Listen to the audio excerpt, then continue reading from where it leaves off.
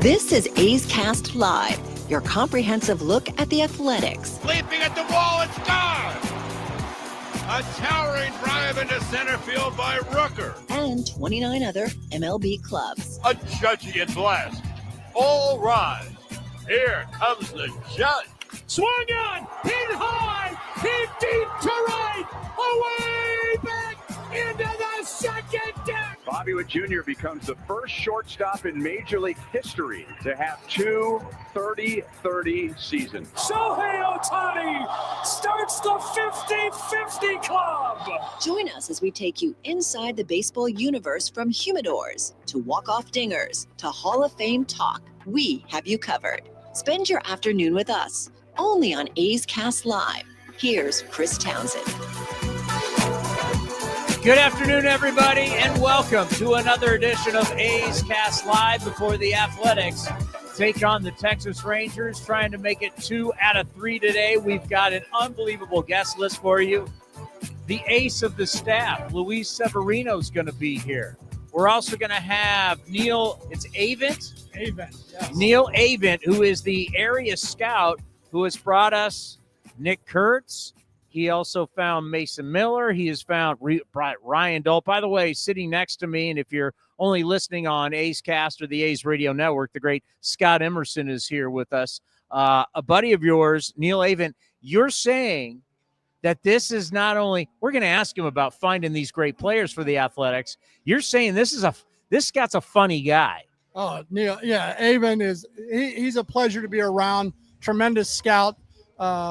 And one heck of a funny guy. He's really funny. And so you're telling me I'm going to get – because I've known Billy Owens since college. I played against Billy in college. He was at Arizona. I was at San Jose State. Billy Owens is a San Jose guy and went to school with a lot of guys I played with, including one of my best friends. So I've known Billy O for a long time. You're telling me I'm going to get one of the best Billy O impersonations of all time? You're going to get a great Billy O impersonation. All right, Luis. I guarantee it. Luis Severino stopped by here earlier. We did the interview already, and every single time I get to talk with him, I say this, you got to have a guy who's the dude, who's the guy. Some people call it the alpha male. However, I like saying it's the dude because everybody knows when he walks in, hey, that's the leader, right? So it's just not how well you throw the baseball. It's just not your numbers. It's about how you work out, how you take care of your business, how you handle yourself off the field, how you handle yourself on the field. You lead by example. You're the guy. I have seen that. You get to see more of it. What have you seen in Luis Severino since you've had him? Well, I think each and every day he brings something new to the table. The more and more he starts to understand his teammates, watch his teammates play and pitch, the more he's offering more information. At first, spring training, he's coming in, he's leading by example, showing guys how to work, how to throw a really good bullpen, how to go out there and compete.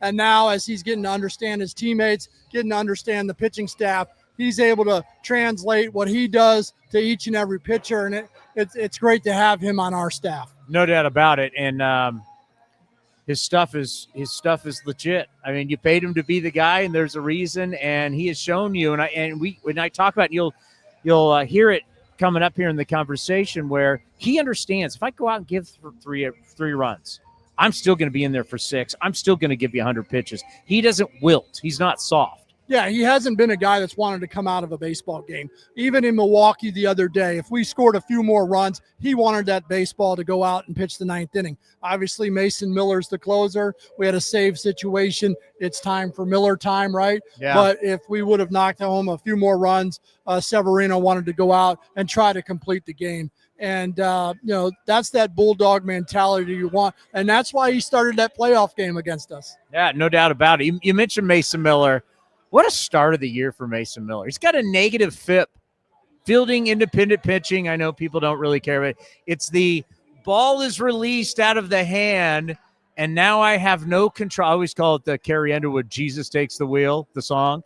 Like all of a sudden the ball goes out of his hand. I have no responsibility, but it's about whether you strike out, walk people, because once you release it, guy hits it in play, you don't know where the defense is. It's basically what you are responsible for. Walks, hit batters, and strikeouts. How are you doing if there was no defense behind you? And look, Mason Miller's been out there, throwing the ball as hard as ever. His delivery looks awesome to me. We just had our little review meeting today, and it's just like, hey, what can we do to help you? What can we do to, is there anything you need from us? Because stay out of my way. That's a lot of it. Just stay out of the guy's way. He's got the electric fastball. He's got the electric slider. And we also talked about, he's still got a great changeup, but there hasn't been a need for him to throw that changeup right now. So when you don't need it, you don't need it. And right now he's been electric. It's something that's so impressive. We've waited to kind of see it, right? Because like last year, you had to figure out whether he could do the closer role, right? I mean, you wanted to keep him healthy. That was first and foremost. Now this year is such a complete – I can't wait till this team really gets on a run and we can see more of him. Yeah, each and every day. The thing with Mason is just make sure he's healthy, make sure he's good to go every day. Talking to him, communication and collaboration amongst the coaching staff, Dan Hubbs down in our bullpen, myself, talking to him each and every day. Hey, you ready to go? What do you got? And as you noticed last night, if you did 2 outs in the 8th inning, that's when he starts getting going. He's got to be able to have that 4 outs every once in a while, especially when he hasn't pitched in a few days. But yes, we'd like to get him into back-to-back games tonight. So maybe going forward, if there is that, you really need to get this victory, right? There's certain times. Could we see maybe a little more him coming in the 8th inning, knowing that he's been a starter and he is the kind of guy that can get you more than 3? Yeah, I think, traditionally what you're going to see is especially at home in the 8th inning, 2 outs, you got to get your closer going. That's how, myself as a pitching coach has always played it. 2 outs, you get your closer going at home. On the road, you may not be doing that, but at home, it's a definite. And, that's my suggestion to Kurtz. We went with it. We got him going. Just in case there was traffic, he comes on, finishes out the 8th, and goes the 9th. All right. It's obviously very windy today. It's been windy.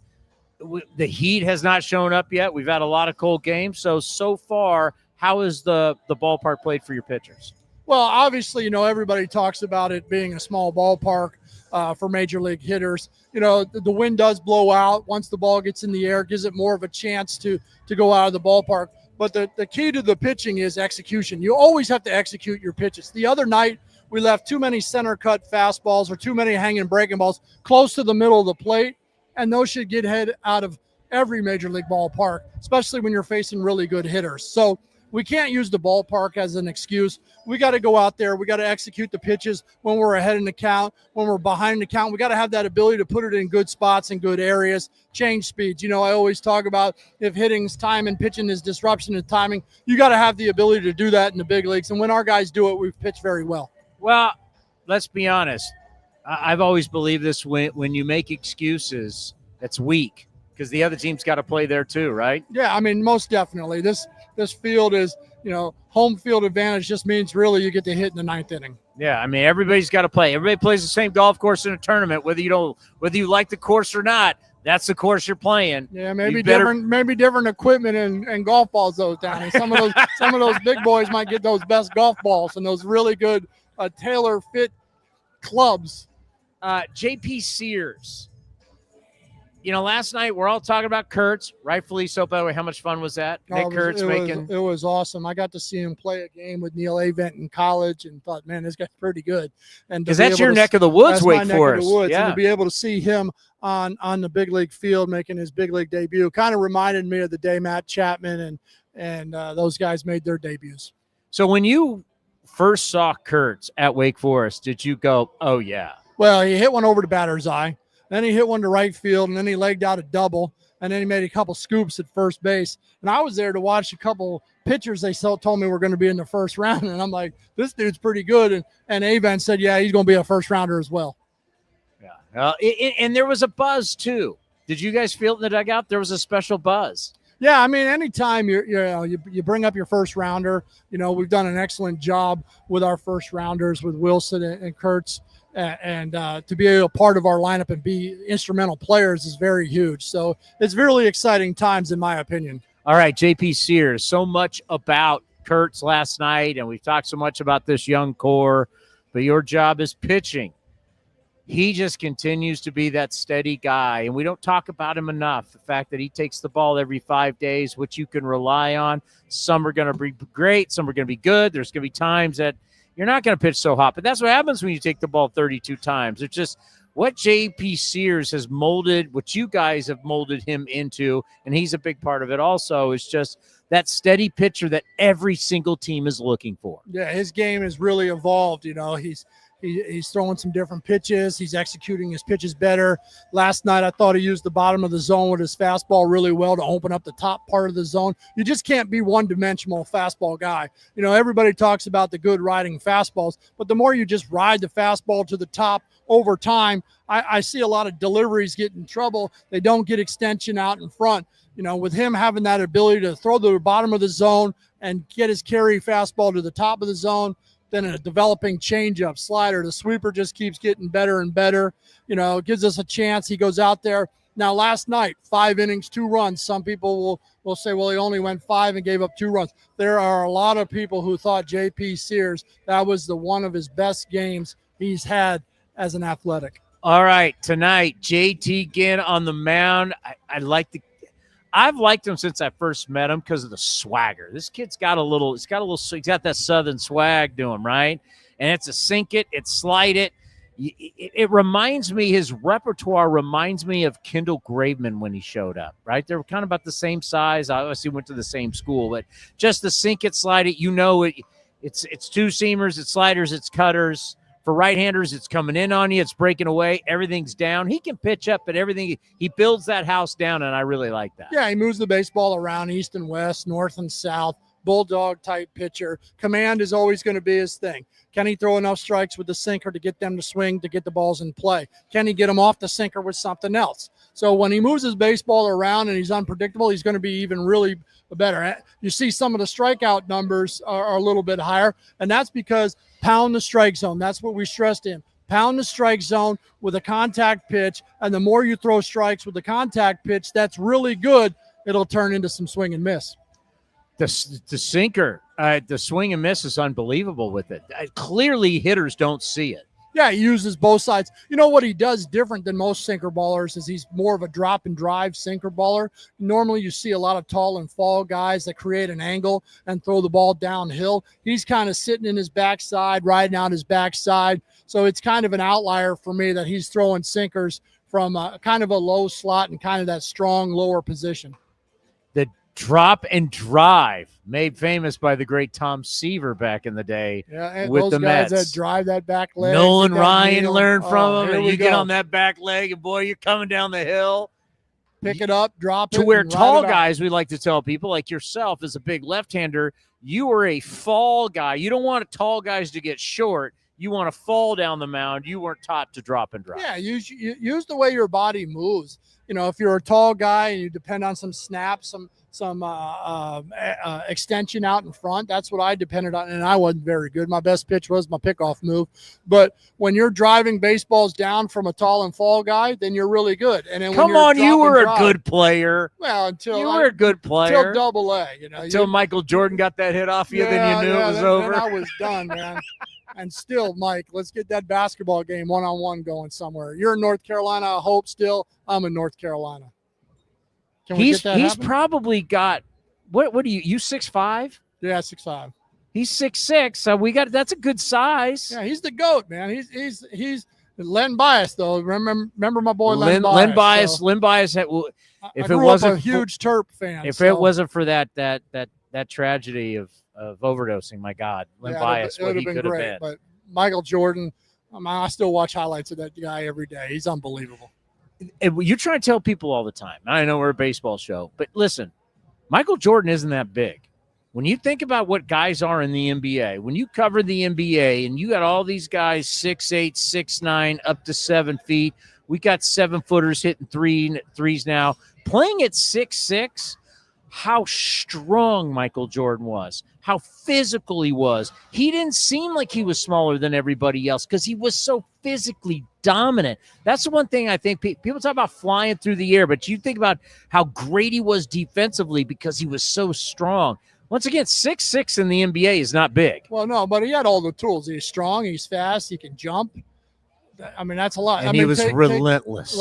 Take Charles Barkley. He's even shorter, and that the round mound of rebound could do it all pretty much himself too. Yeah, it shows you don't have to have all of the perfect gifts to be a great player. And you can see the same thing out here in baseball. Like, you don't have to be the prototypical 6'4", 6'5" pitcher, what you're going to see with Jacob deGrom tonight. By the way, you always get a little excited to see a guy who has the kind of stuff that people think is some of the great stuff we've ever seen in the game. Not live.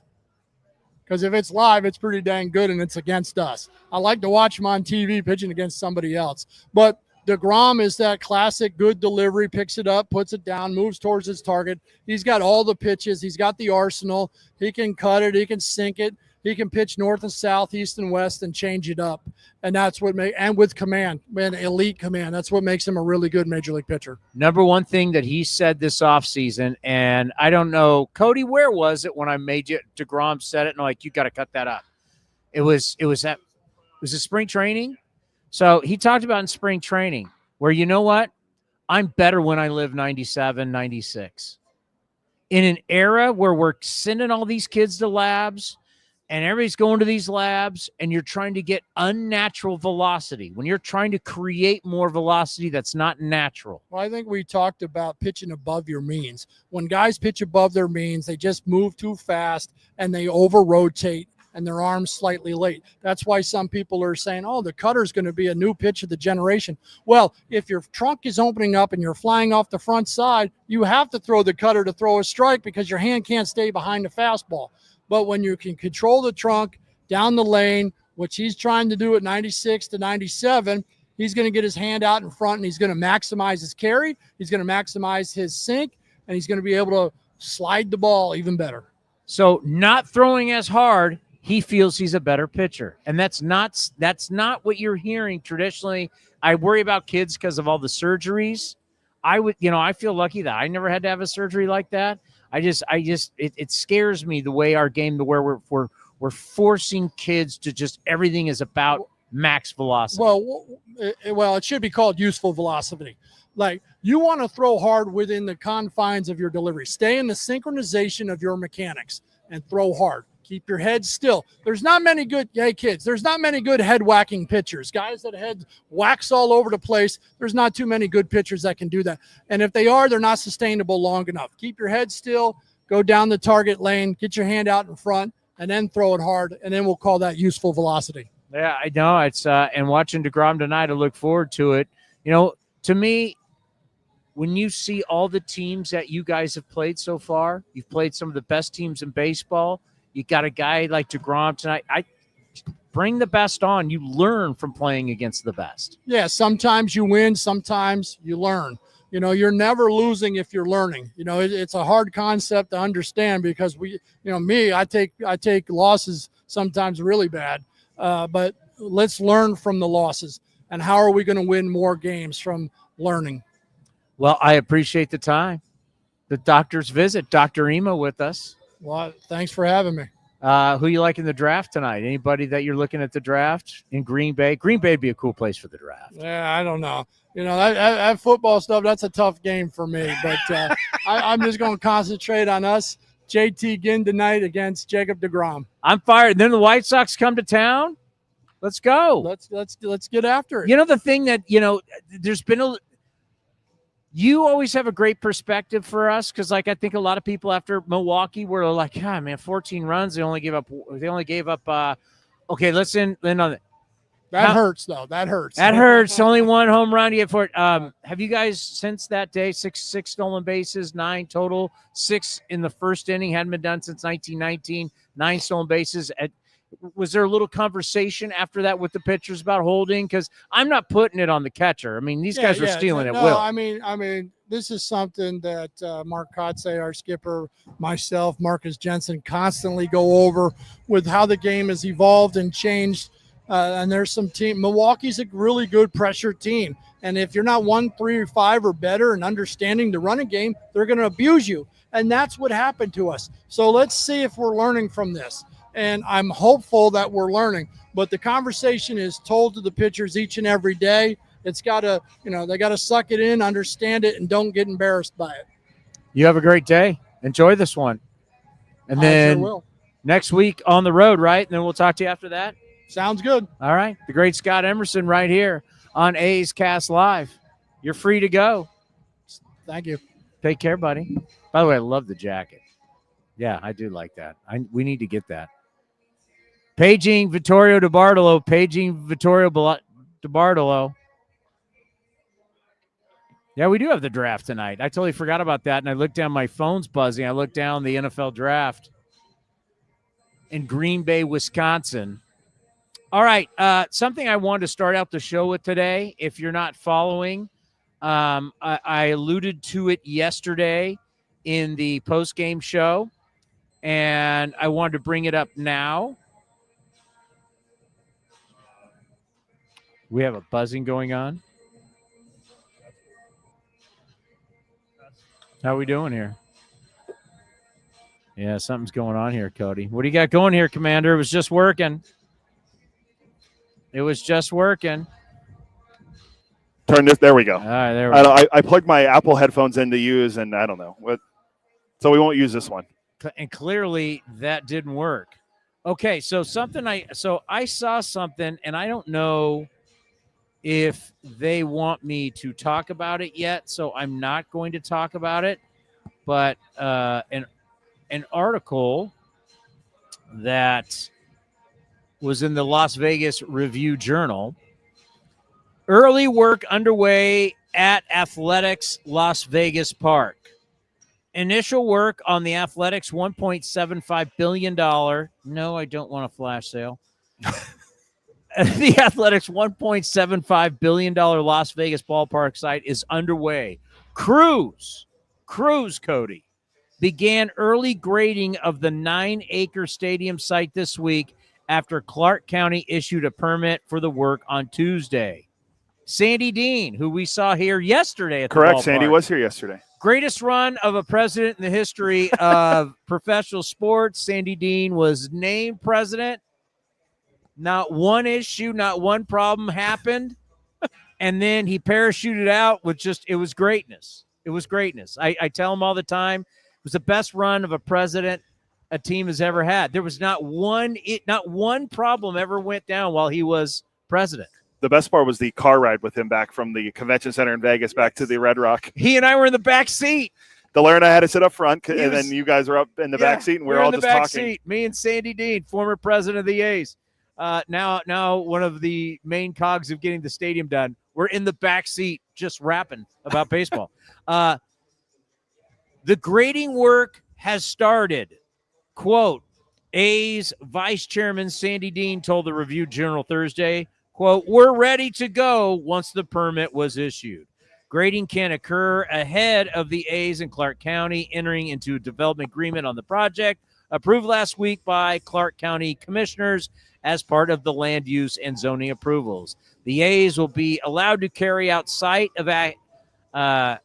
excavation and early foundation and utility work from the key agreement struck.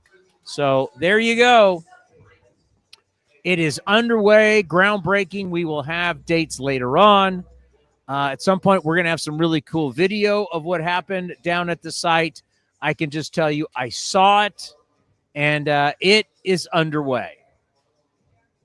It's exciting times. It's exciting times. I mean, we're one step We're closer going to have an to- exciting time here. We're going to be here in Sacramento. We're going to enjoy our time in Sacramento. But like we told you after our last visit in Las Vegas, we're going to start doing a lot more stuff in A's Cast Live, and then, of course, A's Cast on NBC and everything. We'll start doing more from Las Vegas, and we're going to be there for this groundbreaking.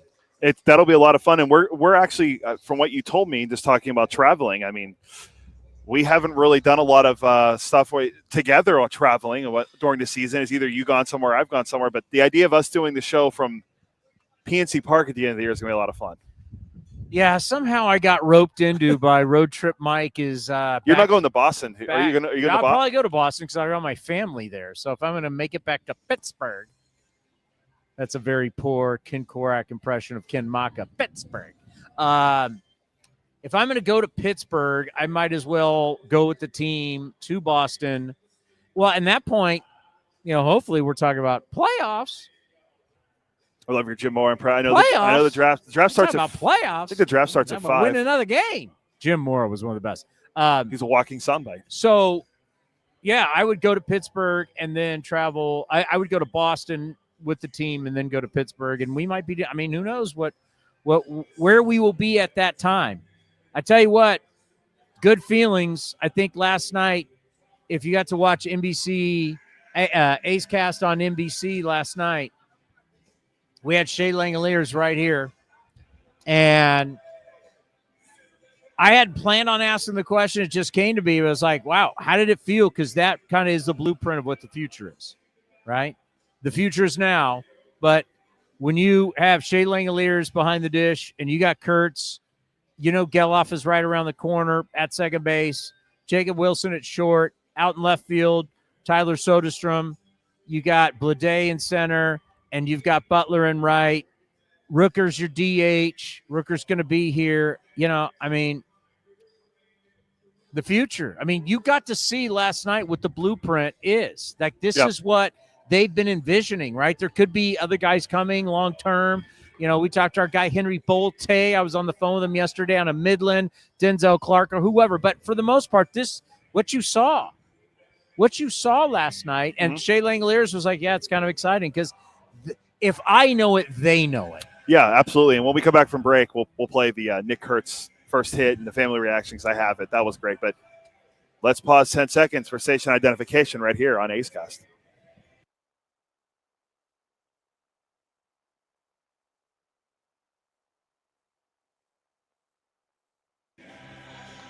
All righty, so we've given you the update. Great things going on in Vegas and the start of the new ballpark. It is exciting times. Number 2, the future is now. We will get into that. We're going to play Nick Kurtz's hit for you. His first hit. It was the hardest hit ball of the night, by the way, that ground ball up the middle.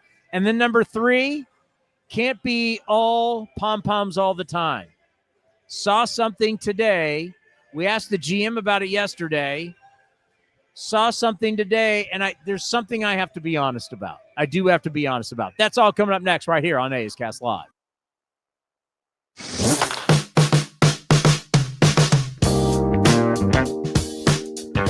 Star researcher and best-selling New York Times author Paul Hembekides joined A's Cast Live of Towny and provided compelling reasons why he believes Jacob Wilson will be the American League Rookie of the Year. No disrespect to Bobby Crosby, but Jacob Wilson is going to be Jacob Wilson is going to be the best rookie shortstop that the A's have had in a generation. The reason I'm so confident in the skill set is because it's highly transferable. I have seen him absolutely mash at every level. And the fact that he can, at least for the sample size that we do have in college, plus a short stint in the minor leagues, to be totally honest with you, is highly transferable because it's consistent barrel contact. It's consistent bat to ball. It's like a 60 hit tool on the 20 to 80 scale. And the scouts are telling me that he can fake it to average in the power department potentially right away. And by the way, I see a lot of juice in that barrel, like at least 50 juice in that barrel. And maybe it will play right away. We know he's got the baseball bloodlines. Again, I think he can play shortstop representatively. I just named a whole bunch of things that are very value positive for an A's team that's going to give them the opportunity to play every single day, which is another part of this award, of course. But this is as much a performance award as it is an opportunity award. And so you're going to put this guy at shortstop on opening day right away. The game is not going to be too fast for him. I think the fact that he is in baseball lineage does certainly help. But a unicorn skill, like that kind of hand-eye, that premium hand-eye coordination, and that strong contact balance that he creates good line drive swings with.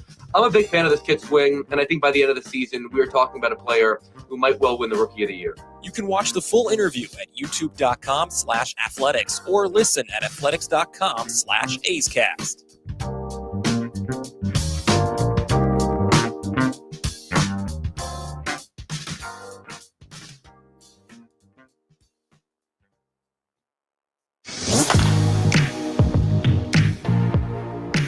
A's legend and Mets hitting coach Eric Chavez joined Chris Townsend on A's Cast Live to discuss his Athletics Hall of Fame induction. That's weird. Actually, that's the first time I've heard it said in a while. So, yeah, it's great honor. Obviously, the history with this organization, all the great people that are in the Hall of Fame, players and staff members. Definitely a big honor for me. I didn't make all-star teams or anything like that. So, to kind of have that. You won a few gold gloves. You're pretty out. A couple awards. But, it's I love this organization. Obviously, started my career here, drafted, and met a lot of good people along the way. You can watch the full interview at youtube.com/athletics or listen at athletics.com/A'sCast.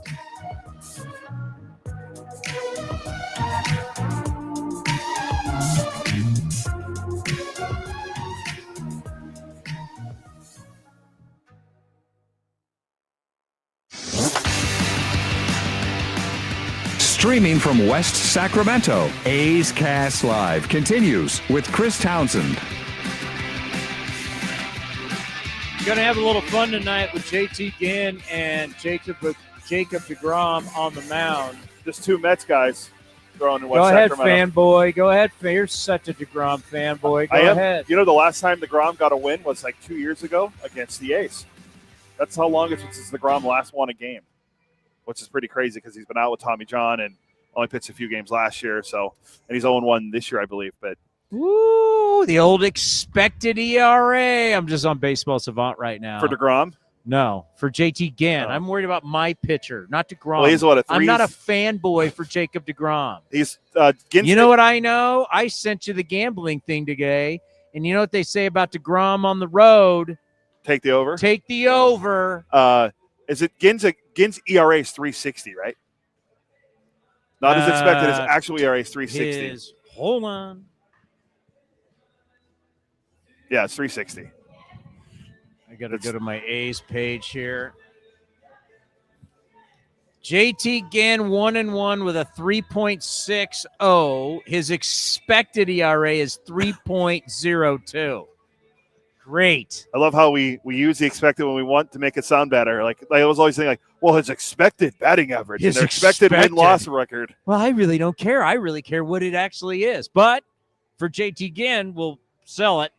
His expected ERA is in the great. His fastball run value, that's how his fastball is played in these key situations. His fastball run value in the red is pretty good. All right. We're going to get to Luis Severino in just a moment. Can we play the Nick Kurtz, the magic moment? We as A's employees, we were all up in the suite. We all came out on the deck. We wanted to see it, and this happened. 1-2, bouncing ball, through for a base hit. Rounding third is Langoliers. He will score. Nick Kurtz, welcome to Major League Baseball. Take a bow, Kurtzy. Talk about working an AB here early.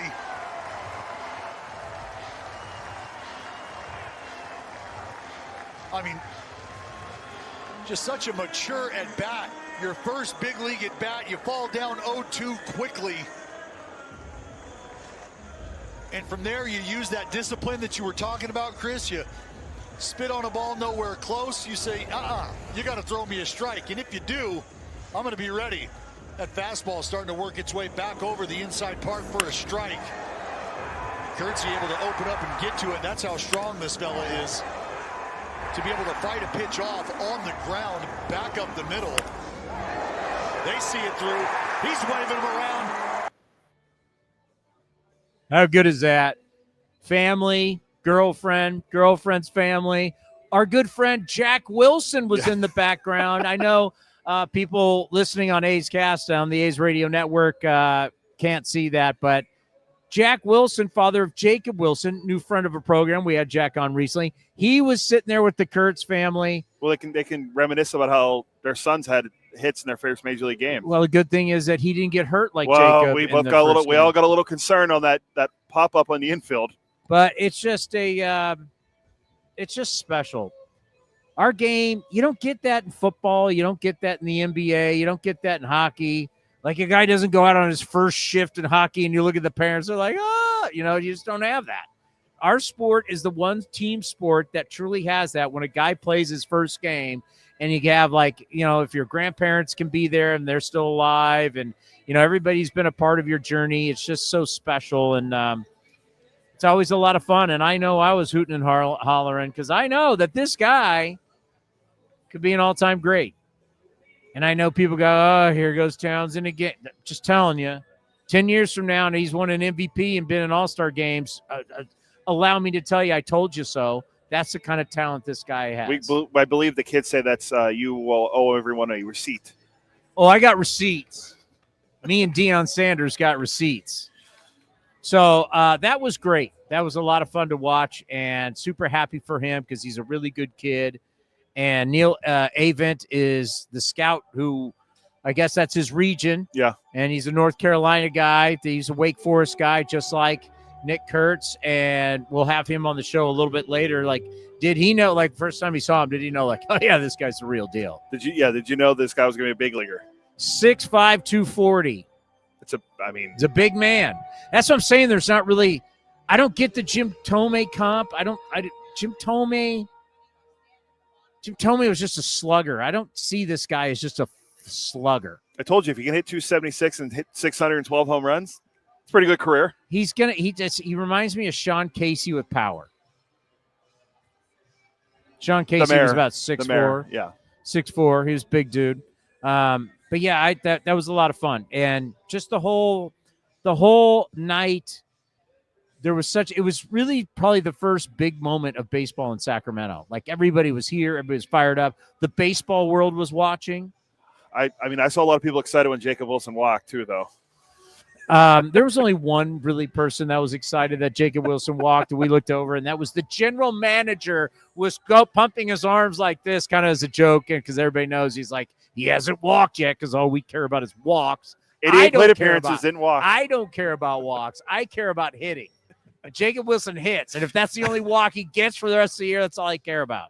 Now, before we get to Luis Severino, I know my job is to sell this thing day in and day out. I get it. And normally the super opinions don't come out until the post-game show when you got to deal with the callers. Then it gets, as Jim Harbaugh once said, it gets real fast. Oh, it's not a loosey-goosey show? It's a very loosey-goosey show. Today, I saw spring training out on the field. I saw Jacob Wilson taking grounders out in left field and throwing to bases. I asked the GM yesterday on the general manager's show, and what was his answer again about Miguel Andujar? Because I said I had my eyes, my scouts. Ladies and gentlemen, when A's greatness walks by, the great Vittorio DiBartolo, everybody just stops for a moment to recognize greatness. Remember, Saturday, do we have the jersey? No, I had to give it back. Vito's team needed the jersey back. He took the jersey back? Yeah. Well, you get your basketball jersey on Saturday. Hold on. Here you go. Can you show it? There it we'll is. show it for Vito. We'll show it for you on the screen. Saturday against the White Sox, you can get your basketball jersey.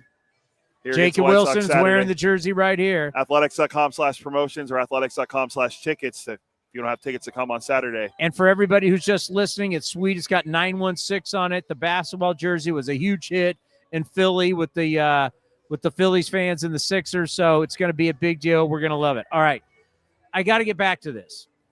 So I asked the GM about Miguel Andujar, right? Yes. Andujar. I know it's Andujar. Luis Severino says it's Andujar.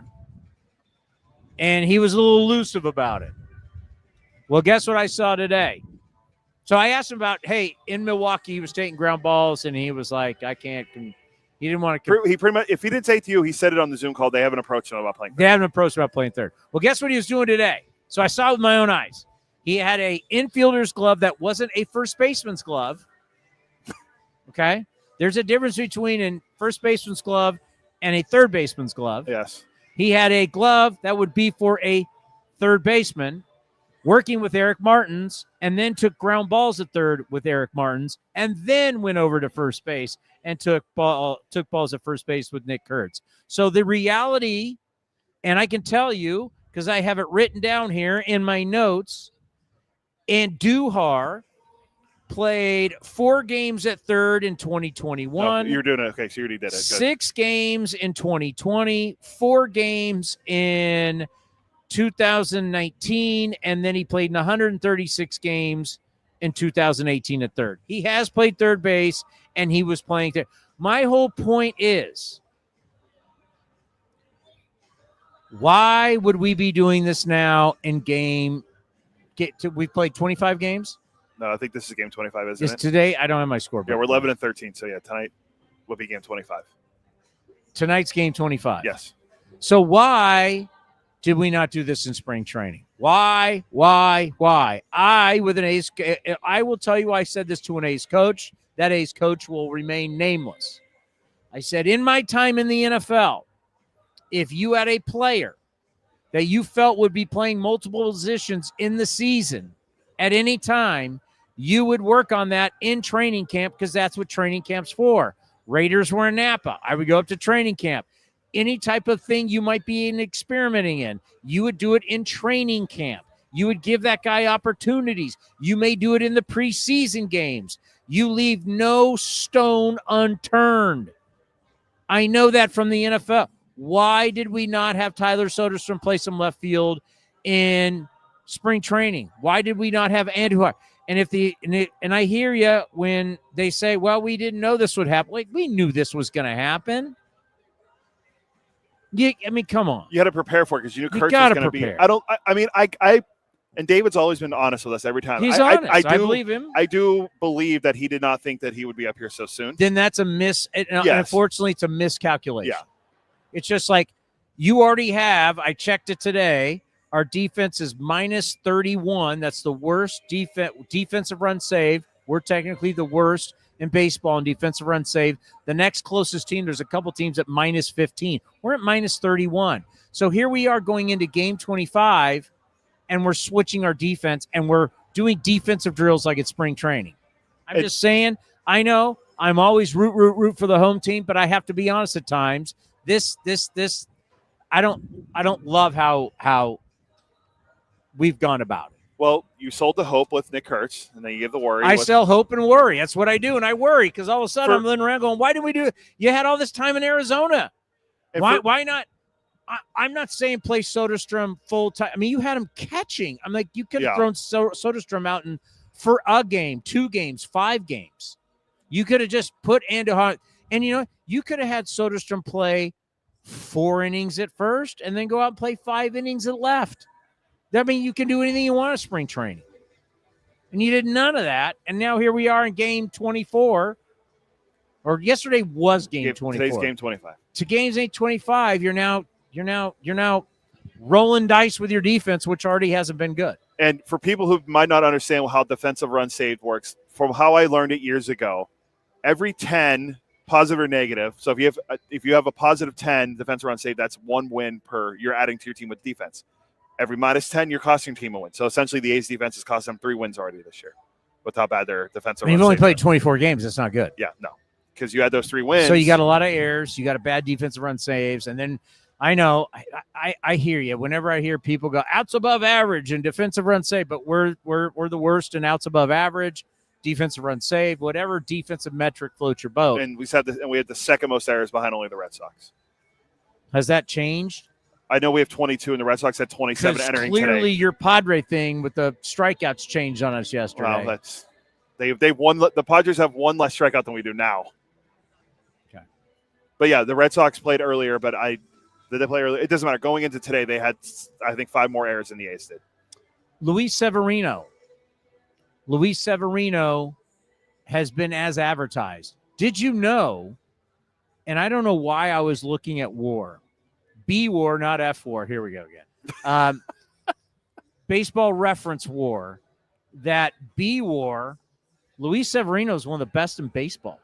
Yeah, and B WAR, he has the second best B WAR for starting pitcher behind only Mitchell Parker of the Nats. Who? Yeah, he's having a great year. So you start looking at the top WARs. Luis Severino is up there. Obviously, Aaron Judge. What's Aaron Judge's OPS plus? It's like 260. He's hitting over 400. Sitting 415. I believe I actually have it. Hold on. Is it 415? Judge is hitting 415. 258 OPS plus. 100 is like your league average guy. He's at 258. Yeah. This is like Barry Bonds steroid era. You know what his career OPS plus is? 175. But what like Bonds had some 260s, right? This is Barry Bonds on roids. Yeah. This is how good Aaron Judge is playing like Super Barry. 415 average, a 21-game on-base streak, a .513 on-base percentage, a .734 slug, which equates to a 1,247 OPS and a 258 OPS plus. Remember, as you said, league average is 100. You're extraordinary if you're like 160. He's almost 100 better than that. And we're early on, so there's a couple guys that are sniffing her, like Corbin Carroll's at 200 OPS plus. Tucker's at like 200, right, for the Cubbies? He's earning himself some money. Apparently, the Cubs are going to try to re-sign him. Tucker's at 197. Kyle Tucker's earning himself some. By the way, Corbin Carroll, last year in our little fantasy thing here, fantasy draft, I have to let the computer do it every year because I'm always working when we do the draft. And my first pick was Corbin Carroll. He was awful last year. Awful. Now he's playing like he's – and talk about two different human beings. If you look at how tiny – that's what's kind of great about our game is that you can have a little tiny guy like Corbin Carroll and a monster, the biggest guy who's ever played in Aaron Judge. Look how great both of them are this year. And just look how they're just two completely different looking human beings. And it's crazy because I just looked. The guy that has Corbin Carroll in our fantasy league is number 1. Yeah. Wasn't me last year because Corbin Carroll stunk. I'm going to walk off the set since I'm in first place right now. You're bragging about on April 24th. You're bragging. What did we give out awards in April? In this I want I take it month to month. It's a month league. It's a month. Yeah. Wow. Johnny Dasco, by the way, not once but twice almost paid off his hot take. God, I was so rooting for Johnny last night. I wanted after the first one when Kurtz had the pop up in the infield, and I was like, Johnny, I was pulling for you. I don't usually pull for you, Johnny, but I was pulling for you. And then the foul there. ball down the right field line. I told Johnny if his hot take would have hit, I was going to find a local trophy store in downtown Sacramento, where I am located. I'm right by the Capitol. If you want to do a Capitol visit, come find me. I'll take you to the Capitol. Capitol's beautiful at night. When you go over the Tower Bridge here, and all of a sudden it's all lit up. You know, it's like a mini version of the Capitol in D.C. Yes. It's spectacular. Yeah. I'd say they're the last time. I'm in West Sac this time. Yeah, but then again, you're a Pennsylvania guy, so you don't care about our great capital. I never went to Harrisburg. That's the capital of Pennsylvania. Did not know that. Yeah, there you go.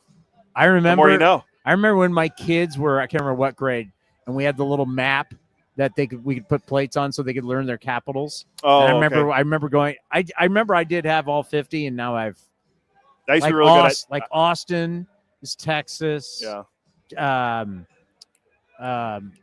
Florida State, Tallahassee is Florida. Albany's New York. Albany's New York. I've been there, but I forgot a bunch of them. Yeah, I'd have to really think about it. I don't want to be wrong on the air, so I'm not going to throw anywhere out there.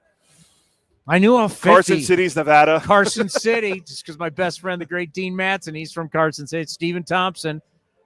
Is it Salem, Oregon? I don't remember. What's Washington?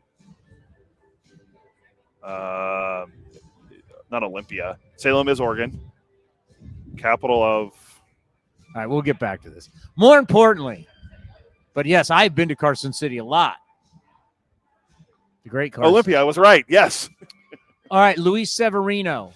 He's been the dude, as we talked about. I went down and talked to Marcotte today. Well, we're scheduled Marcotte tomorrow. We'll be here for the Marcotte show, brought to you by Folsom Lake Ford. But I wanted to talk to Kurtz, not only to book him for tomorrow, but also just talk about Luis Severino and what Luis Severino has meant. And, I mean, you just can't say enough. What the manager has to say, what the pitching coach has to say, Luis Severino as a leader. You know, we joke all the time, Fran Reardon, a leader of men. Luis Severino is a leader of men. Like everybody on the pitching staff, what he means to everybody. It's huge. Like to all these guys, and to be able to go up to him, and the fact that he goes to them too. I think that is so big, and he did that with the Yankees. He did that with the Mets. Man, when you've played in New York, when you've played on the biggest stage your entire career, there's something to be said about that. You can't be soft. You cannot be. There's no way you pitch for the Yankees and the Mets all those years and you're soft. No way. All the postseason games, no chance. So what he means to this team is unbelievable. Luis Severino, earlier today, right here on A's Cast Live. It was your birthday. Yeah, good to see you too. Yeah, everything is good. Just getting used to Sacramento weather, changing every day. Yeah, it's been hot. It's been cold. It's been weird, but it's our place, and we have to just embrace it. Yeah, it's been very interesting. Of course, you played in New York where the weather changed dramatically. Yeah, in Sacramento here, we were told everything was going to be hot. We know it's going to be hot at some point, but we've had a lot of cold nights. Yeah, indeed. Last night it was good at the beginning, and then at the end it was a little chilly. And tonight I think it's gonna be the same thing, but hopefully it's get hot. Everybody talks about your veteran leadership and what you mean to this team. So I'm just curious, when you see a guy like Nick Kurtz, because you remember back when you made your debut a long time ago, just how much fun is it to watch a kid live out his dream and you get to see it and get to see him get that hit and the excitement? I mean, it's unbelievable. I mean, I think he's ready. He's been ready for a while. I know he signed last year. I just know the way he plays, and it was unbelievable. He got his first hit in the first at bat, take all that weight off his shoulder right away. But it's unbelievable. I feel like he's going to be a star. He's going to face the ground tonight. I think it's going to be great. When I look at what you've meant to this team so far, I went down knowing that you were coming on today. I went down to talk to your manager, Mark Kurtz, about it, and just the strength that you bring to this rotation. We can look at the numbers, we can look at everything, but it's also what you do inside the clubhouse. So becoming the leader, and we talked to you about this in spring training, but now you got games under your belt. What has it been like you being the leader and really helping a lot of these young pitchers? Yeah, for me, just being there, everything they need. Also, just showing up every day, not only pitching, but just in the clubhouse, in the gym, the way they see me do my stuff, get ready for the game and all those stuff. So I'm really close right now with Vito. Hopefully, I can teach a little bit more, the way I go about my business and how I go to hitters. I always tell them, hey, like, you have to learn how to do a scouting report, by yourself, because up there, when you go out there, the pitching coach is not up there. So it's only you and the catcher. So hopefully that goes a long way and he can, get better. Yeah, how important is it to sometime when the young guys are scuffing a little bit for you just to put your arm around them, say it's going to be okay. This is a hard game to play. Yeah, I mean, when I was a younger guy, Cici Sabathia, Michael Pineda, Ivan Nova, all those guys, that's the same thing for me. And it feels good to know that, it's not going to go every time you go out there. It's not going to be, 6 innings, no runs, or 7 innings. It's going to be rough games. I always tell them that, the way you handle your game out there, it could be, you could give out 4 runs in the first inning. But if you know what's going wrong, like, you go out there and you give out 6 innings, you hope you're booping. And that's the difference between, being, a veteran and being a young guy. Just try to handle the tough situations. Well, that's what I love about you so far. And as you just said, you could have a rough inning, but for some reason, modern day pitchers, a lot of guys, it's like, I've given up 4. Then they're looking to the bullpen. Yeah. You're old school. You're like, nope, I'm going to stay in here for 100 pitches. I'm going to at least be here for 6. And I love a couple times you looked into the dugout to Mark Kurtz and you've pointed at your chest going, I got this. Talk about that old school mentality. So even if you do struggle, this is your game. Yeah, 100%. So, I have a couple, bad games out there. And my mentality is, from now on, and it's the first inning, I give up 5 runs. Okay, I'm going to throw 5 shutout innings, for my team, because it's not about me. It's about the whole team. And I know if I go out there into the 6th, the bullpen is going to be more, ready to go out there. And even I will have a good lineup. If we get about 4 or 5 runs, I know, the guy's going to battle into the end. So for me, it's just, okay, I got to keep the game close to reach so I can give my team a chance to win. Now that you've gotten to see Mason Miller now for a few games, the numbers are absolutely spectacular. It's like we're not even talking about giving up a run. It's like he's erasing runs before he even shows up. How impressive have you been with Mason Miller coming out of the bullpen? Yeah, I mean, it's been unbelievable.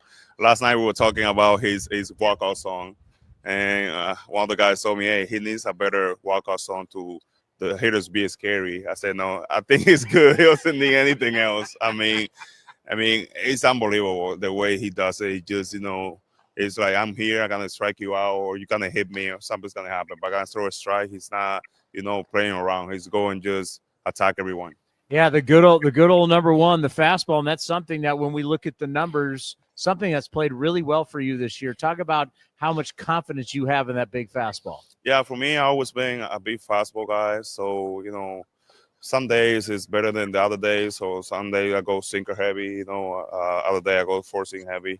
The Kurtz is a good pitch right now that's working very good. That work allows outing. So, if I feel like if I have my fastball, everything else plays because they have to be aware or I can't cheat. I can't look for breaking ball because he has a heavy fastball today. So for me, if I'm in the bullpen, I feel my fastball is good. I guess that's going to be a problem. Yeah, everything has to play off the fastball. The hitter has to respect the fastball for everything else to work. Yeah, 100%. And more important, that doesn't matter if I'm throwing, 96, 97, or 98. But if I have command on that fastball, that I'm going to be good that day because they have to respect that fastball. And that's the best pitch in baseball. Allocated fastball, down on the way, that happening, they can do nothing with that. I'll tell you what, last night on full display, when you start looking at Kurtz coming up and you see Tyler Sotos from what he's doing and Jacob Wilson just gets hits every single night. Lawrence Butler is such a special player. There is a young, special core group here. You're one of the leaders of all these guys. Let's end on this. I think it's got to be a lot of fun to know that you're going to be around here for a few years, and this team is just going to get better. Yeah, 100%. I'm excited to see, all those guys just get better every day. Butler, he was coughing a little bit at the beginning, and he's so mature. I love when he go out there. He's like 0 for 3, but he's trying just to get on base. He gets a walk. I'm pumped every time I see that because he's not trying to get ahead every time. He's just trying to get on base. So I love him. I love him because of that. Like he just grind every at bat, and I think he's the soul of this team. When he goes, like everybody goes. So I'm really happy for him. And there's a bunch of guys. Wilson, he's unbelievable. He's special. We were so pumped when he got a walk yesterday. We were really happy. So I think we have a great group of guys here. I think they're going to get better every day. Well, keep it rolling. We always appreciate your time, and we'll talk to you later in the season. Thank you very much.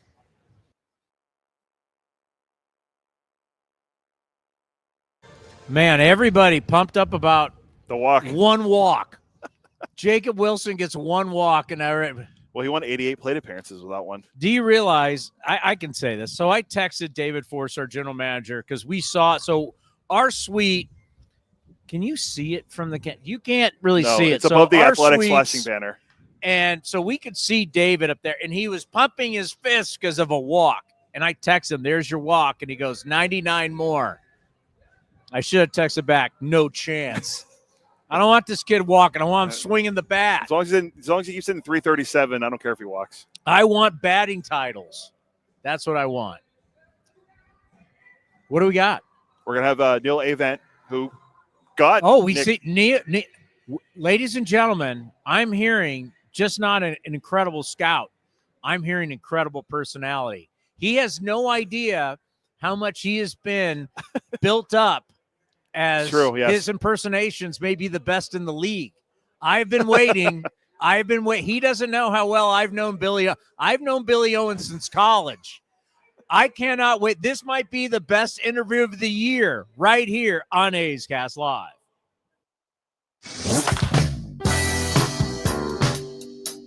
Former A's pitcher and current SNY and MLB Network analyst Ron Darling shared his insights on the young A's core during an appearance on A's Cast Live. I think everything starts at the top, right? So you got to start with Mark Kotze. Yeah. You know Kotze.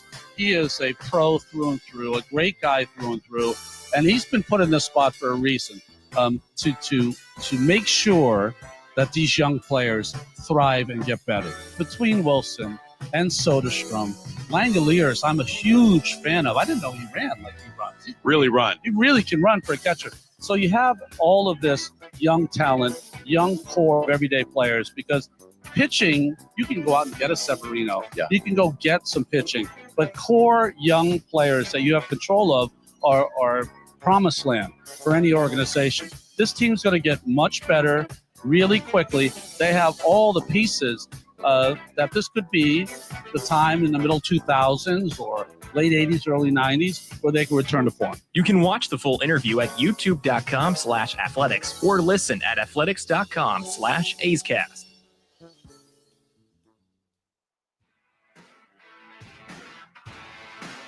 Get your group together and check out all our great hospitality spaces for bonding opportunities, events, or a fun outing of your friends and family. There are 20, 50, and 100-person indoor suites available for select games, as well as an 80-person open-air area with a shaded cover. Secure your group today at athletics.com/hospitality.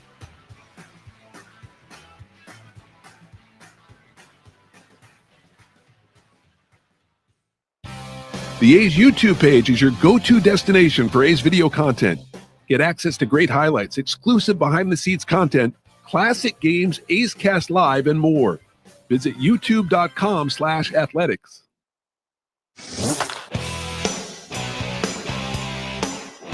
A's closer Mason Miller joined Chris Townsend on A's Cast Live ahead of opening day to discuss the thrill of closing out games for the Athletics. You always like that juice. I mean, in college, it would be you'd have to go a complete games starter to get to it. But, there's nothing that beats that feeling of getting the final out of the game, high-fiving all your teammates and getting into the locker room with a win. So, I've liked the big moment. I've liked it. I think I've been able to keep it pretty even head about it, though, and I think that helps me have more success in that role, that I don't get too high or too low.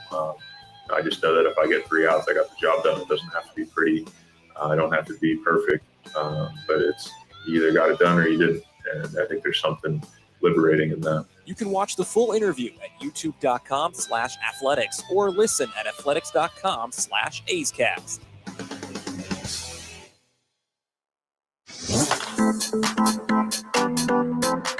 You're listening to A's Cast Live. Here's Chris Townsend.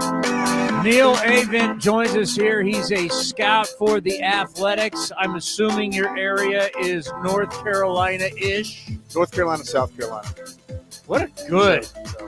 I used to have Virginia, West Virginia, but with the amount of teams you have in that small area, I say small area, but there's a good number of college programs, obviously. So we narrowed that down. So I just have those 2 states. Well, I'm going to give you my phone number. So when you need to scout Pinehurst, or we need to go down to Hilton Head in South Carolina and look at some players, I might be able to help you with my golf clubs down there. That's always been the goal of all the scouts. When we decide to retire, we want to start a junior college program in Pinehurst so we can play golf in the morning and coach in the afternoon. So obviously last night was huge for this organization.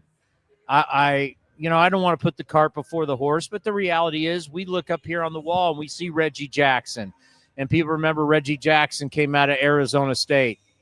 You think about Ricky Henderson and Dennis Eckersley, Raleigh Fingers. You go down to Dave Stewart, Catfish Hunter. These are the retired numbers of our greats, and most of them are baseball Hall of Famers. Well, they all got to start somewhere, and a lot of these guys, people saw the talent, and when you look at a guy like Nick Kurtz and where he was drafted and everything we had read about him, I'd interviewed him at spring training. We knew he was a special talent. I mean, this could be a guy that someday we're putting up with these all-time greats. You saw him, and you said at Wake Forest, your alma mater, we might want to look at this guy and might want to take this guy with the 4th pick. Well, Nick's obviously not just a special talent. He's certainly a special young man, extremely humble. And I've had the pleasure of seeing him over the course of 3 years at Wake. And I'm obviously very close to that program, so I'm around there quite a bit. And he's, like I said, he's very humble and one of those guys that's always a team guy. Started off real slow last year. And Nick Kurtz is one of those guys that's never about Nick Kurtz. It's about the club. And he kept everybody together. And I think I read an article earlier, once he got called up, he just said, hey, I'm here to win games. And I think that's his mantra. He wants to win games. He's here with a good group of first-round guys. We've got a lot of homegrown talent here. And I think, bringing somebody like that in, these guys, to me, watching them play, they're a bunch of young guys. It looks like an advanced college club of a lot of superstars.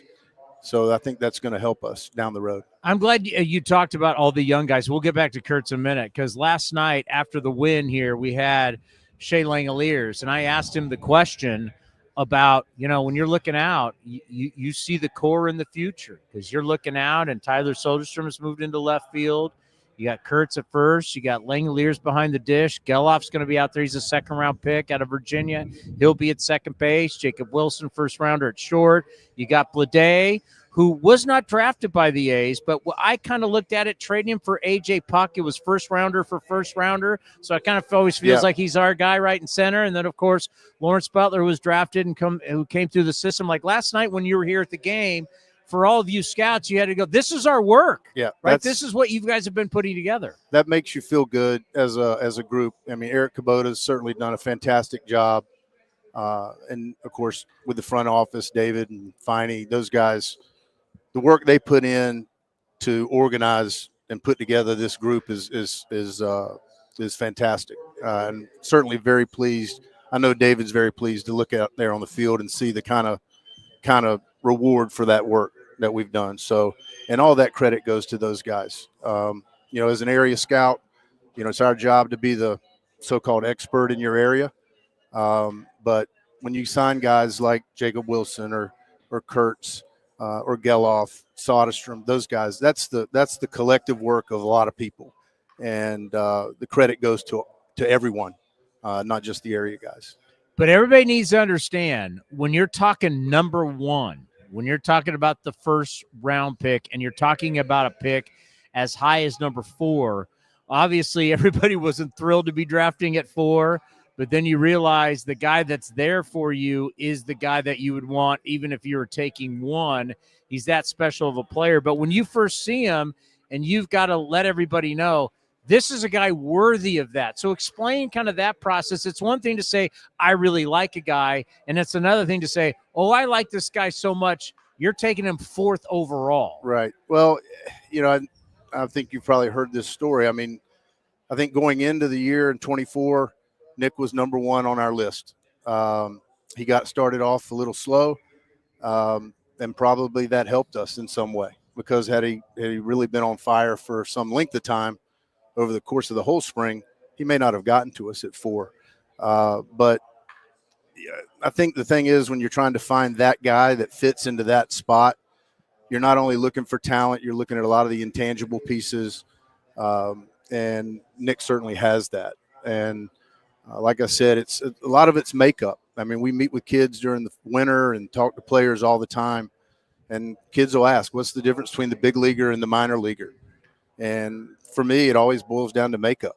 And, they have to be special, not just special talent, but there's that little extra piece that they have that some other guys don't. And people that you think might in some way at some point be the face of a franchise.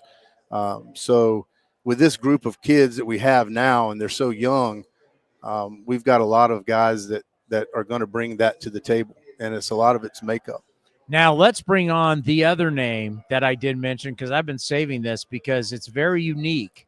As a type 1 diabetic, my daughter's a type 1, so I know the journey that Mason Miller went through. And once he was able to figure out, he all of a sudden blossomed into what we have now, which is just a monster coming out of the bullpen. You saw Mason Miller. Talk about what you saw when you first laid eyes on Mason Miller, and you knew we need this guy. Mason came down. He was at a D3 school up in Pennsylvania, and the year prior to me seeing him, our area scout up there, Matt Higginson, had really advocated for this guy. And Mason took a progressive step each year. Once he was diagnosed, I think after his sophomore year, his junior and senior year, his velocity kept kind of going up a little bit. And Matt really wanted to sign this guy. We only had 5 rounds that year, so we did not get him. So my first look at him was at Scout Day at Gardner Webb in the fall. So we go Gardner Webb, that traditional power, Gardner Webb. And Jim Chester, who was the head coach there, is a Pennsylvania guy, Pittsburgh guy, knew Mason. That's how he transferred down there. And so you go to the bullpen, you watch this guy throw. It's a lot of strikes. It's a lot of velo. And, he was – I mean, the scouts are sitting there going, who is this guy? And so I went back 4 days later in the fall to watch them play in their fall World Series. And so when I put my follow in, I had people coming in. I said, we got to get some people in to see this guy. We don't have a lot of track record, no history. It was the first place I went in the spring. It was my opening day, which typically you would not be at Gardner-Webb. The first Gardner-Webb against Wofford was my opening day in the spring that year. And this isn't Clemson up against. Yeah, this is an AC. You're in ACC territory. But it was weird. But Mason. I mean, he was a starter, and this guy threw a ton of strikes. It wasn't just velo, but he was.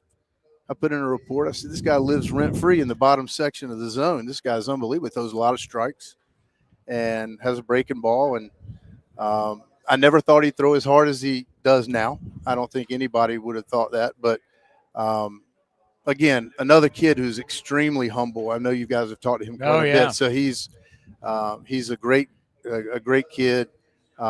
Real happy to see the success that he's having, and I'm real pleased that he's part of our organization. So you mentioned it with these guys that we're bringing up. So many of them, we first. When you met Zach Geloff, you went, this is a really good kid. And you meet Lawrence Butler and go, wow, the makeup of him. As my late father used to always say, you can tell that kid was raised right. We got a lot of guys who you can tell they were raised right. Their parents did a good job. Absolutely. And that's something that you don't really think about always about with scouting, but it is key that, you want to find super talents, but are they going to fit in? Well, I think that's for the scouts. Most scouts would tell you the same thing. The last thing you want to do, you're going to miss on players. You'll get them right. You get them wrong. The one part that you don't want to ever get wrong is the makeup part. If you bring a young man into your organization, it's no different than hiring somebody for a job in another profession.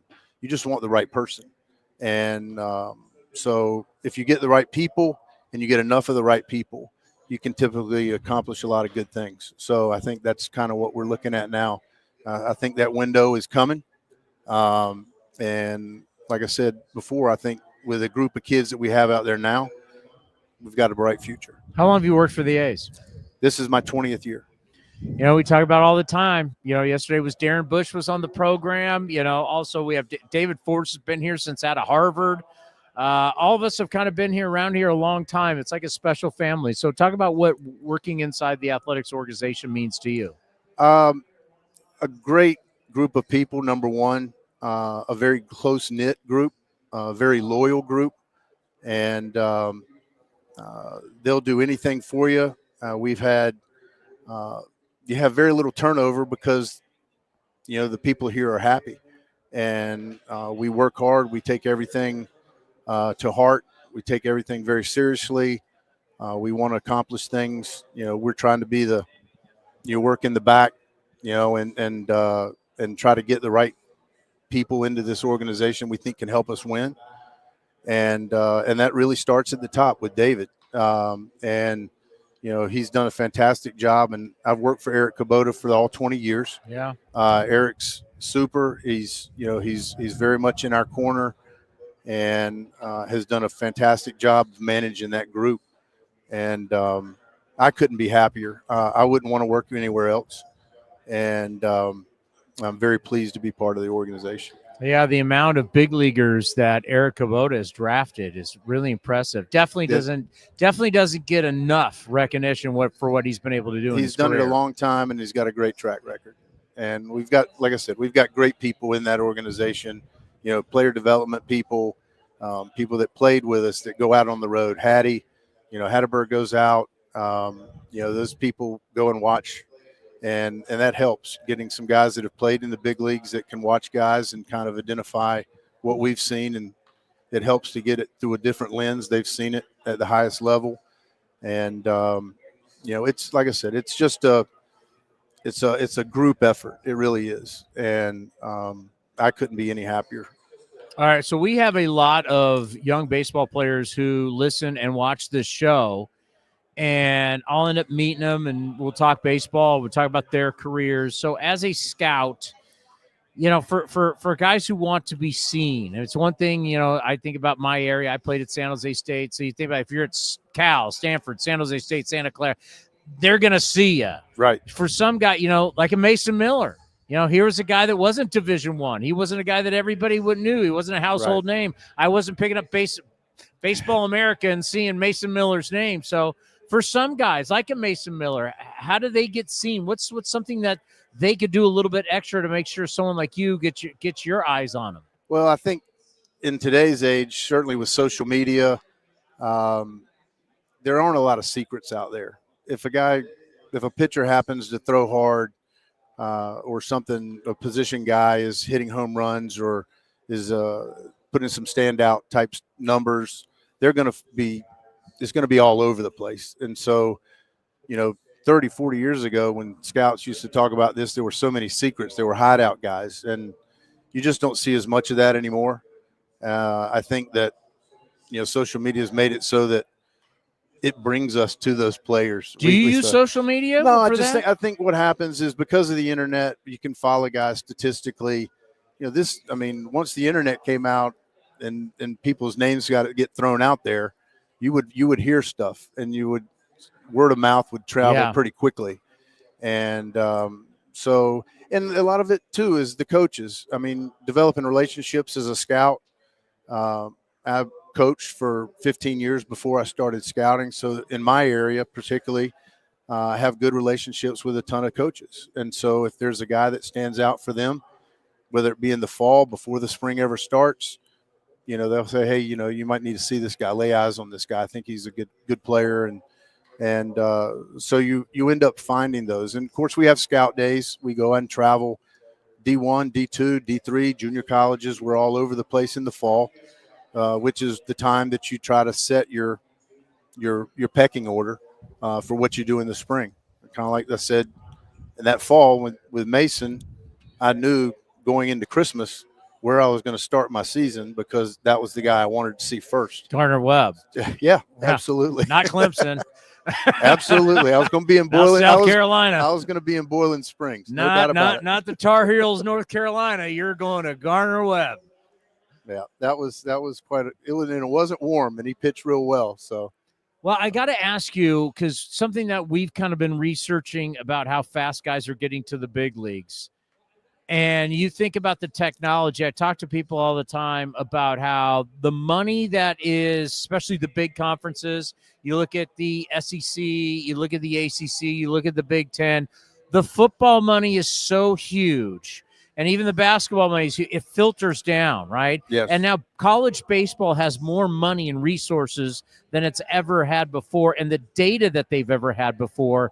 Talk about how, like a Nick Kurtz, like a Jacob Wilson, these kids are coming out of college. They know more about themselves. They know more about data. They're more advanced than probably we've ever seen before. Right. Well, I think, with all of the data information, all the information that you can get, these kids, work in pitching labs. They work in, they get information from every at bat, what their hot zones are. And they know what pitches they need to be looking for, what zones they're good in, what zones they're not. And so when a kid is, say, struggling, he can go back and look at the information and find out, why am I struggling? I'm not hitting the right pitches. These are things that probably weren't available to the college kids until they got into professional baseball, and really probably at the highest level of professional baseball. So, but they have a lot of information at their disposal, and they can sit there and know exit velos, whatever it might be. So that's helped those guys in terms of their progression, and I think guys end up making larger jumps at the college level just because they know exactly what they're doing right and wrong. Yeah, we're talking to David Force about this, about how, like StatCast, we now have all this information that you kind of know if the guy's the truth, right? Yeah. Pretty early. Like, how hard's this guy throwing it? How hard's this guy hitting it? What's the spin? How long do they keep their good stuff in a game? Or exit velocities? How far they hit? I mean, we got everything you want to know about a player. I mean, you can look right on your iPad, and I know everything about a guy. Yeah, with your exit velos, you watch hitters. We talk about exit velos, their ability to impact the baseball. Of course, with college, you guys are using aluminum. How's that going to translate to wood? You don't know. But it doesn't matter what professional sport you're really talking about. Size and strength matters, and their ability to impact the baseball as a hitter. Anyone can read a radar gun. back when I played, and I feel like I'm old. You mentioned David playing at Harvard. I coached against David when he was a player. Okay, what kind of player was David Great Forrest? player, shortstop, outstanding player. Did not beat us. Harvard did not beat us when we played him, but he was a good player. So I have heard that it is amazing, and he always downplays it. We had an agent tell us this at the winter meetings in Dallas. Everywhere we go, we have people that keep telling us how good of a player David Forrest was, and he downplays it. Well, good player, shortstop. He could pick it. I mean, I just feel old every time anybody brings that up. Okay, then let's be honest. What couldn't he do? What was the deficiencies of David Forrest? I got 2 games. I don't know. I can't remember. I cannot remember. That's a long time ago. I'm getting old. I can't even remember that stuff. I can barely remember what I did 2 days ago. Yeah, I hear you. I played in the early 90s. A lot has changed. We appreciate the time. I know this is a big day for – I think everything that you're seeing is for everybody in the scouting department, like for all of you guys, because you've all played a big part in so many of these players that are helping turn this franchise around. Yesterday had to be, and even going forward, just every single time Nick Kurtz walks out there, Mason Miller, you're a big part of that. Well, it was neat for me yesterday. You sit and watch the games, and you don't get real nervous. I texted Mason today and just said, "Hey, nice job." First time I've been behind the plate for a game of his since his opener when he pitched against the Cubs when he made his debut. And 103 is kind of hard to hit, huh? So I was nervous. I can still get nervous. I get nervous whenever I watch them. Yeah. And because you want them to do well. I mean, you feel like you're a part of them, and you certainly want those kids to do well. And that was kind of neat yesterday, the way that game came out. Certainly with Nick's first at bat, and then Mason coming in at the end of the game was very neat. I'm not going to put you on the spot and have you do Billy Owens, unless you want to do it. Say it again. Unless you want to do it. He's beautiful. He has a comp for everybody. Billy O. Who's his comp for Kurtz? He has a comp for everybody. Oh, I can't even remember. I'm not afforded the opportunity to read those reports, so I don't know. But you talk to him, and he'll have crazy ones. He'll be like Rupert Jones. Rupert Jones. Billy O can bring up a name. He's like a walking encyclopedia. Yeah. Hey, he reminds me of Joe Smith. Cardinals drafted him in 1990. Got to Double-A. But he'll bring up a name, and I don't know who it is. But I'm sure he was pretty good. Whoever he's doing the comp for, but. Yeah, Billy O does a great job, and so he's fun. He's fun to be around. Love to watch games with him. He's full of knowledge. So appreciate it. Thank you very much. Nice meeting you. And keep drafting guys, and we'll keep calling you. And once again, if you need help in Hilton Head or Pinehurst or anywhere or Myrtle Beach, I'm your guy. Come east. I'll carry your radar gun. I'll do whatever you need. I'll bring my golf clubs and a radar gun. Come east. I'll buy dinner every time. Let's go. Well, I appreciate you having me on. Well, thanks so much. We appreciate it. Thank you. We have, how much time we have left? We got 3 minutes left. All right, we got Jacob deGrom up against JT Ginn. Going to be a fantastic matchup tonight as the Athletics are looking to win their first series of the year here at the ballpark in West Sacramento. Matchup of the day. I always love to do these matchups. My first matchup of the day, it's now Nick Kurtz against the league.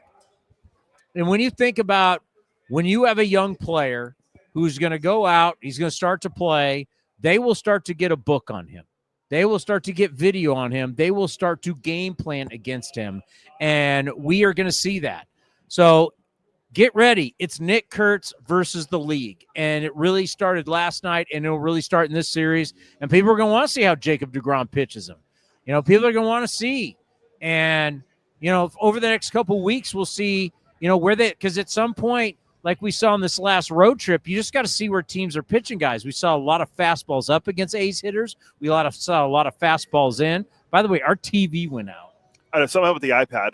I think the iPad either died or the screen locked. That's why it went out. No, it was out of battery. It's not charging, just to let you know. So, the iPad must have died then. Okay, so that's the matchup number one for me. Nick Kurtz now against the league. How will they game plan him? Number two, Jacob deGrom's four-seam fastball. Now, we told you He's not trying to throw it 100 anymore. He is trying to throw strikes, and he's trying to be in a comfortable range because he knows he gets a little more movement. We played that for you early on in spring training where he said, you know what? I was healthy when I wasn't trying to throw it as hard as I can. So he's living at 97.1 in his last start against the Dodgers. Batters were just 2 for 15 against that, against his four-seam fastball against the Dodgers for a 133 average. A's this year against velocity and four-seam fastballs, actually, we do really well. You know, this offense, you kind of look at the metrics, not striking out, making a lot of contact, hitting for power. A's hitting 264 against four-seam fastballs with 9 home runs. So that's the matchup today. It's Kurtz against the league. It all starts now. And A's against the four-seam fastball of Jacob deGrom. A's have been very successful against the four-seamer. I actually looked it up, and the pitch that we actually hit the most home runs off of are actually sliders, which is, guys that throw more sliders and sweepers in that whole category, but that's what we were hitting the most home runs against when I looked it up earlier. But let's pause 10 seconds for station identification right here on A's Cast.